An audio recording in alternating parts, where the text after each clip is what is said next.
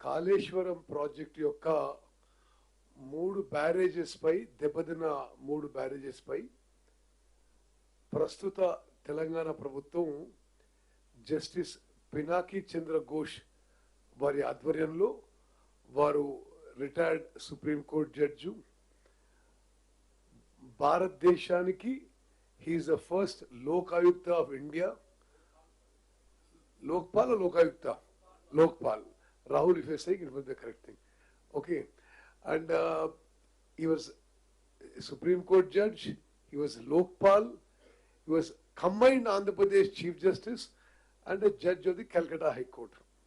వారి ఆధ్వర్యంలో చేసిన కమిషన్ ఈ కాళేశ్వరం ప్రాజెక్ట్ 3 బ్యారేజెస్ల కూలిపోవడం విషయంలో వారి రిపోర్ట్ పై హైకోర్టులో మాజీ ముఖ్యమంత్రి కల్వకుంట్ల చంద్రశేఖరరావు గారు ఆనాటి ఇరిగేషన్ మంత్రి టి హరీష్ రావు గారు వేసిన కేసు విషయం హైకోర్టులో వెల్లడించిన తీర్పు అవన్నీ విషయాలు కూడా ఈరోజు అడ్వకేట్ జనరల్ గారు ఎందుకంటే ఈరోజు ఉదయం జడ్జిమెంట్ కాపీ వచ్చింది అడ్వకేట్ జనరల్ గారు క్యాబినెట్కి బ్రీఫ్ చేయడం జరిగింది కొన్ని విషయాలు నేను మరోసారి చాలా స్పష్టంగా తెలియజేసుకున్నా నిన్న హైకోర్టు జడ్జిమెంట్లో ఏదో తీర్పు వాళ్ళకి ఫేవర్లో వచ్చిందని వాళ్ళు ఏదో విజయం సాధించినట్టుగా రకరకాల ప్రెస్ మీట్లు రకరకాల సంబరాలు చేసుకోవడం ఇది చాలా విడ్డూరంగా విచిత్రంగా ఉంది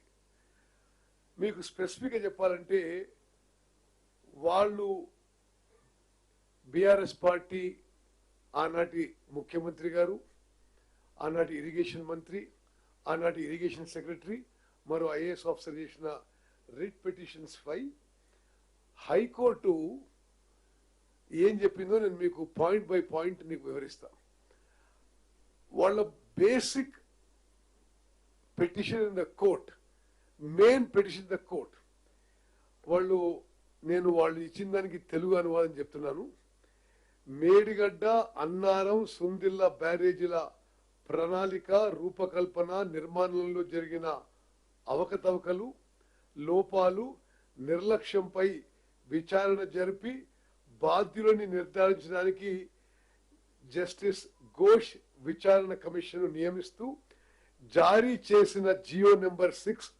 చట్టవిరుద్ధమైనది వాళ్ళు ఇచ్చిన పిటిషన్లో చట్టవిరుద్ధమైనది 1952 కమిషన్ ఆఫ్ ఎంక్వైరీ చట్టంలోని నిబంధనలకు అతీతంగా ఉంది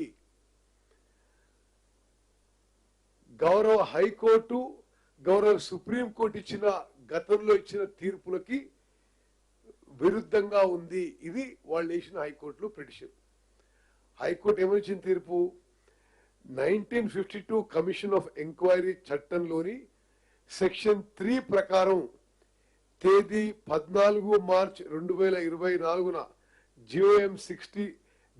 జియో నెంబర్ 6 ద్వారా విచారణ కమిషన్ ఏర్పాటు చేయడం ఏకపక్షమైనది కాదు చట్టవిరుద్ధమైనది కాదు రాజ్యాంగ విరుద్ధమైనది కాదు కమిషన్ ఆఫ్ ఎంక్వైరీ చట్టానికి అతీతమైనది కూడా కాదు అని చాలా స్పష్టంగా వీళ్ళ మెయిన్ ప్రేయర్ లో నిన్న హైకోర్టు ఇచ్చిన జడ్జిమెంట్ లో యాజ్ ఇట్ ఈస్ గా మీకు కోట్ చేసిన అదే విధంగా జస్టిస్ అంటే ఆ జియో నెంబర్ 6 స్క్వాష్ చేయడమే కాదు సెకండ్ వాళ్ళు ఏమడిగినారు జస్టిస్ ఘోష్ నివేదికను చట్టవిరుద్ధమని ప్రకటించి ఆ నివేదికను రద్దు చేసి కొట్టివేయాలి ఇది ప్రేయర్ నెంబర్ 2 కేసీఆర్ గారు కానీ హరీష్ రావు గారు కోర్టులో వేసింది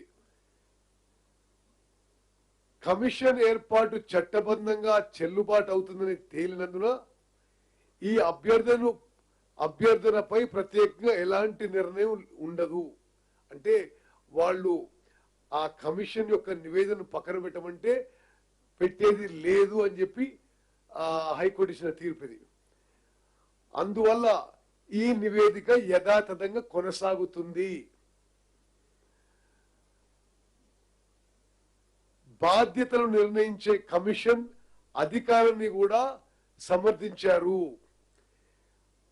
సెక్షన్ 8B ప్రకారము అవకాశం కల్పించకపోవడం వంటి చిన్న చిన్న సాంకేతిక ప్రొసీజర్ అంశాలపై మరి కోర్టు పరిగణలోకి తీసుకొని ఈ జ్యుడిషియల్ కమిషన్ రిపోర్ట్ ఆధారంగా వీళ్లపై తెలంగాణ ప్రభుత్వం యాక్షన్ తీసుకోవద్దని మాత్రమే చెప్పింది. ఎక్కడ కూడా జడ్జిమెంట్ లో వాళ్ళకి నిర్దోషులని గాని అసలు కాళేశ్వరం కూలిపోవడానికి వీళ్ళు కారణం కాదని గాని ఎక్కడ కూడా మెన్షన్ చేయలేదు. అదే విధంగా పిటిషనర్ కు నివేదిక ప్రతిని అందించకుండా దాన్ని రాష్ట్ర ప్రభుత్వం పదే పదే ప్రచురించడం పట్ల చట్ట విరుద్ధం. ఇది దురుద్దేశపూర్వకంగా పక్షపాతంతో చేసిన చర్యగా ప్రకటించాలని కోర్టును కోరింది. మరి సహజ న్యాయ సూత్రాలను ఉల్లంఘిస్తుందని ప్రకటించాలి. అయితే అసెంబ్లీలో నివేదికను ప్రవేశపెట్టిన తర్వాత పిటిషనర్లకు ప్రతులు అందించినందున ఈ అభ్యర్థనపై కోర్టు ఏ విధంగా స్పందించలేదు. మరి ఇది కోర్టులో జరిగిన వాస్తవం, కోర్టు ఇచ్చిన తీర్పు వాస్తవం. 102 పేజీల జడ్జిమెంట్ లో మరి టిఆర్ఎస్ వాళ్ళు ఎందుకు సంబరాలు చేసుకుంటారేమో కానీ ఒక చిన్న ప్రొసీజరల్ టెక్నికల్ ఇష్యూ పాయింట్అవుట్ చేసి తప్పితే తతిమే అన్ని విషయాలని కోర్టు సమర్థించింది. ఈరోజు మరి కేబినెట్ లో అడ్వకేట్ జనరల్ గారు మొత్తం జడ్జిమెంట్ కాపీ, ఆ తర్వాత legal road map forward, options to before the government అన్ని విషయాల్లో బ్రీఫ్ చేశారు. గౌరవ ముఖ్యమంత్రి గారు కేబినెట్ లో నిర్ణయం ఏం జరిగిందంటే మరి ఉప ముఖ్యమంత్రి భట్టి గారు, నేను ఇరిగేషన్ మంత్రిగా, శ్రీధర్ బాబు గారు కూర్చొని మరి ఈ కేసులో తెలంగాణ ప్రభుత్వాన్ని రిప్రజెంట్ చేసిన అభిషేక్ సింఘ్వి గారిని, అడ్వకేట్ జనరల్ గారిని ప్రత్యేకంగా సమావేశమై మరి తదుపరి మా లీగల్ యాక్షన్ ఏ విధంగా ఉంటుందో అది మేము డిసైడ్ చేయబోతున్నాము. అదేవిధంగా వాళ్ళు అంటే చాలా అంశాలు ఉన్నాయి జడ్జిమెంట్ లో.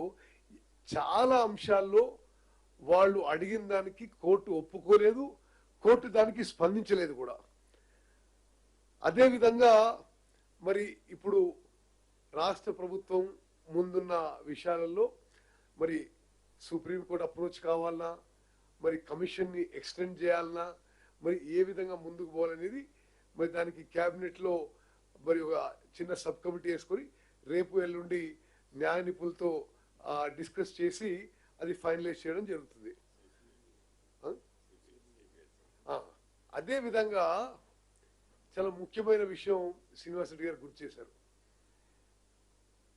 మేము మొదటి నుంచి ఒక విషయం ప్రస్తావిస్తున్నాం, శాసన సభలో చెప్పినాం, హైకోర్టులో సెప్టెంబర్లో ఒక అండర్టేకింగ్ ఇచ్చినాం. రాష్ట్ర ప్రభుత్వం ఈ కమిషన్ నివేదికపై మేము స్వతహాగా చర్యలు తీసుకునేది ఉండదు. ఈ నివేదిక దీంతో సహా national dam safety NDSA report, vigilance report, control and auditor general of India report ఆధారంగా central bureau of investigation independent గా మొత్తం ఇష్యూని డీటెయిల్డ్ ఎంక్వైరీ చేసి ఆ CBI యాక్షన్ తీసుకుంటుంది, ప్రొసీడ్ అవ్వాలని చెప్పి రాష్ట్ర ప్రభుత్వం